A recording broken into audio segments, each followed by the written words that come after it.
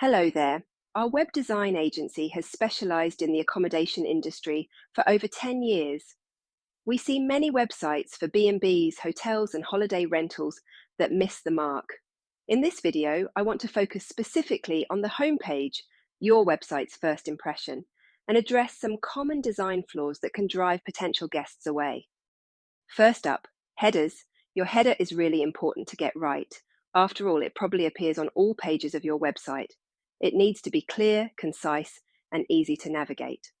Unfortunately, this is an area that we see issues with time and time again. Generally, it's down to the fact that the website hasn't been updated for years, or that people have tried to squeeze in extra elements like awards and messed up the original design. We suggest you ask yourselves the following questions, and remember to be objective. Does my logo fit nicely? Is my navigation menu clear and concise? Is there a clear call to action like a book now button or contact telephone number? Taking a step back, does my header look balanced?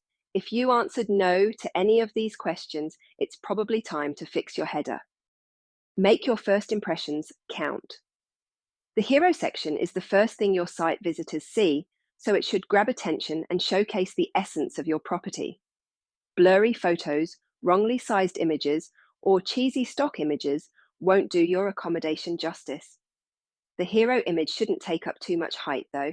It's helpful to be able to see the start of your homepage content above the fold. The fold is the screen area you see before you need to start scrolling. There are a number of ways to design a hero section, but we've found the following styles work really well with accommodation websites. First up, the old faithful full-width panoramic image. In the world of web design, this is starting to seem a little old-fashioned, but for accommodation websites, it's still absolutely on trend. The reason? Well, it's simple. With the right photo, it shows off a property, its interior, and views beautifully. You can mix it up by using a slider with multiple images, or just select your favorite photo. You can also add text and overlays to provide more information, or leave it to show your accommodation in its full glory. Next up, a two-column split. This works well as it allows you to use photos that aren't quite right for a full-width hero. However, they are still large enough to show off your property.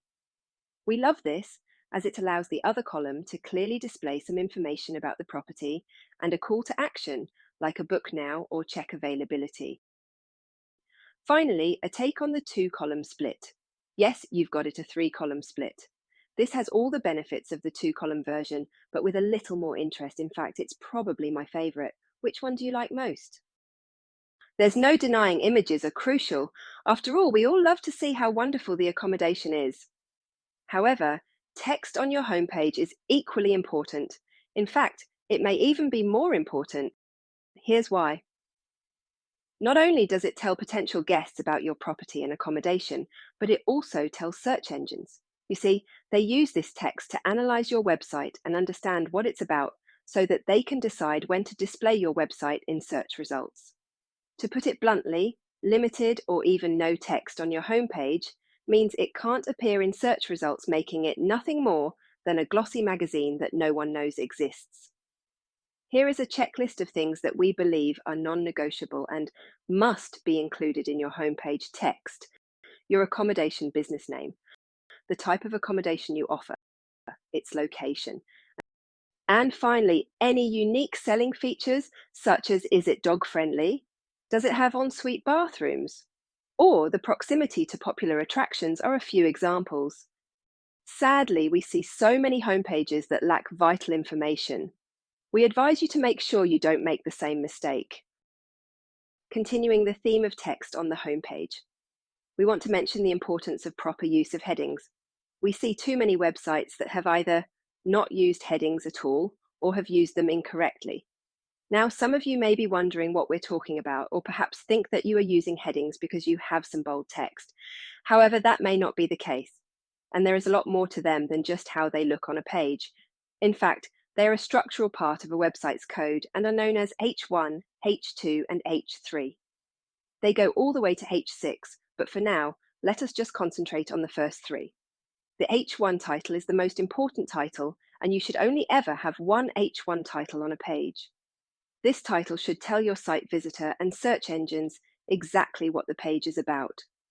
The H2 and H3 title are not as important as the H1, but are still a crucial part of the page and highlights the second and third elements that are important to the page.